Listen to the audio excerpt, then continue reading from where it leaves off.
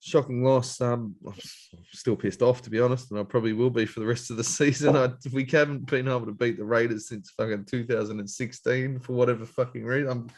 Apparently, it's the mock from Ennis mocking the Raiders clap if you listen to Raiders fans, but haven't been able to beat them for a few years now, and it's annoys the shit out of me every time we play him because I know they know he's gonna go, oh, sorry about that, mate, and be as nice as pie when all he wants to do is throw shit at me and laugh. But oh mate, I'll give the Raiders their props. They were tough especially in defense when they were down to 11 men. They scrambled and scrambled and scrambled. They didn't switch off at all. They were strong in the middle, especially Papali. Papali was close to the best player on the field, even though he's only out there for about 40 odd minutes.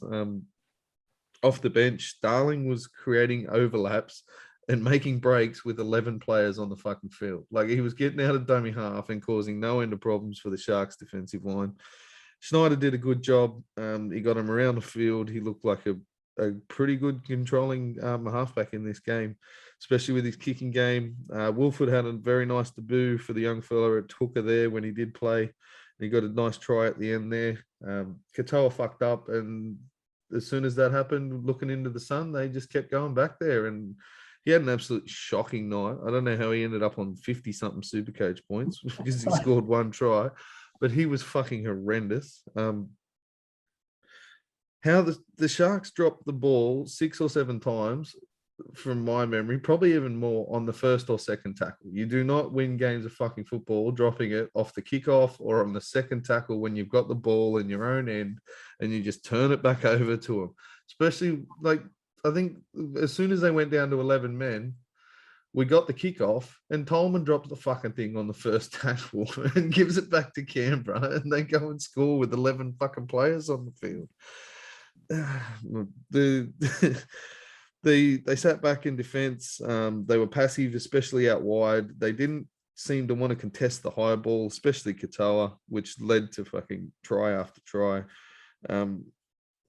Rudolph, Finucane, and Tolman were absolute dog shit in attack. They added absolutely nothing. Rudolph's D was softer than an 80-year-old man in a nursing home. Trindle and Moylan were fucking disgraceful in the halves. I don't think I saw a worse performance out of a set of halves over the entire weekend. Trindle's not up to first grade, and Moylan made him look good in this fucking game. Moylan was disgusting. He was back to the levels where I wanted the fucking bloke shipped out of the country last year. He made so many mistakes at crucial times. He missed just one-on-one simple fucking tackles. And if anyone else has got anything else to say, get amongst it. I haven't seen Barney's eyes rolling like this since he used to get parked on the hill at Duke's Oval in first grade. Wow. Okay, the long run. Well, I would have hated to be seen sitting behind the goalpost for this game, because it would have been like a game of tennis, because when the Sharks did have the ball, they went left and they went right, and they went left and they went right, and they went left again, and no one seemed to actually know who was supposed to make them go straight. They got no early ball to Talakai. I mean, you got a bloke here that a month ago was supposedly going to destroy the competition and carry them to a God knows what. He'd get either flat ball right at the line or have to take 2 hit-ups out of his own set, which was their own doing, obviously. Cattell was terrible. You already mentioned that, and you've mentioned the halves. And Wade Graham. So Wade Graham now, if they're serious... He's starting this week.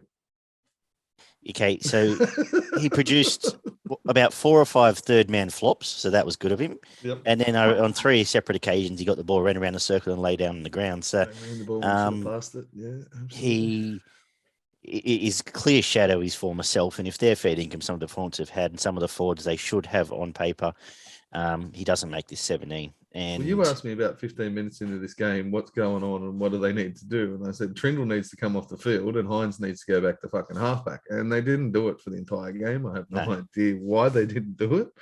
It just made absolutely no sense to me, because the halves looked like crap from minute 1 and it didn't get any better. It only got worse. So 100%. So, they were poor. Canberra were good. Papai, best game of the year. He's very destructive runs, especially at key moments in attack. Absolutely. Same as Tapane, some nice touches. And Hudson Young's best game in a long time. So, they their forwards matched up, and as a result, their backs were able to add something. But Kotrick's put a couple of good games together now. Obviously, he's had a few favours in this game, and you've mentioned Starling and Chris was pretty good. just Sebastian echo, Chris. getting an out jump Qatar on a couple of occasions. And Wolford, I think, will be fine as a first grader as he gets a bit more experience under his belt. But what's it all mean?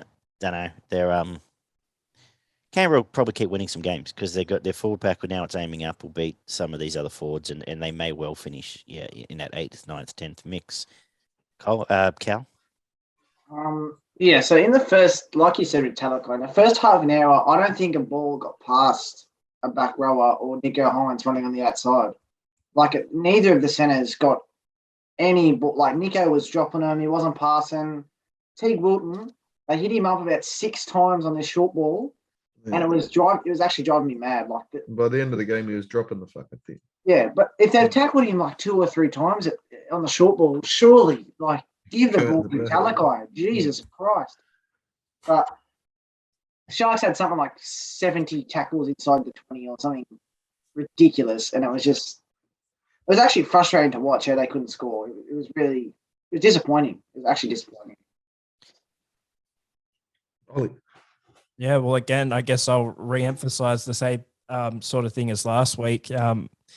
Matt Frawley, I thought, again, made Canberra look better in attack. And at this point, it's becoming really worrying signs for Jack Whiten because they honestly look like a better team in attack when Matt Frawley's there. I think he had a solid boot on him as well, and I think he did a good job bringing Schneider into the game as well and letting him have a crack in it, whilst taking the pressure off him, also giving him the opportunity to do some things as well. Shared it around a bit, absolutely. Yeah, I wouldn't say it was the best player in the field. I feel like you guys have covered off the main ones, but I thought, again, another solid performance from Frawley.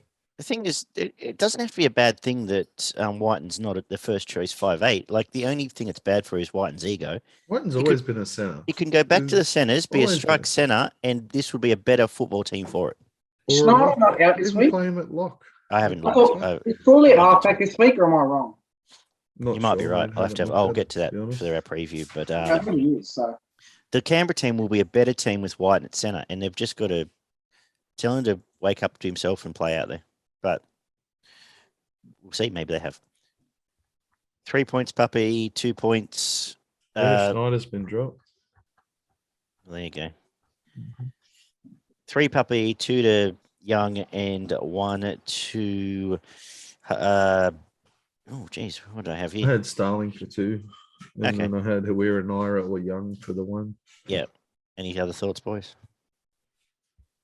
Moylan? Puppy to 3. Minus 74 points. 2 to Starling, 1 to Young. There you go.